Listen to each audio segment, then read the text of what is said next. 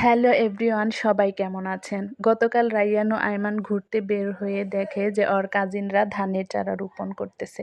এটা দেখে রাইয়ানেরও ইচ্ছে হয়। আমি রাজি হই, সে সাথে সাথে কাদামাটিতে নেমে পড়ে। আর রাস্তায় দাঁড়িয়ে দেখে নিয়েছে বড়রা কিভাবে ধানের চারা রোপণ করতেছে। বাচ্চারা কিন্তু অনুকরণ প্রিয় হয়। তো পৃথিবীতে কিছু কিছু জিনিস আছে যা কখনো টাকা পয়সা দিয়ে কেনা যায় না। তার মধ্যে অন্যতম হচ্ছে আমাদের শৈশব। আর প্রতিটা শিশুই কোনো না কোনো প্রতিভা নিয়ে জন্মায়।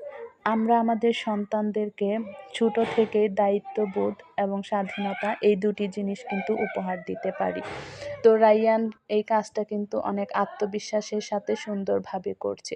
তো ওর হাতেরগুলি শেষ হয়ে গেছিল, সে অনেকগুলি চারা আবার নতুন করে নিয়ে রোপণ করা শুরু করে দিছে।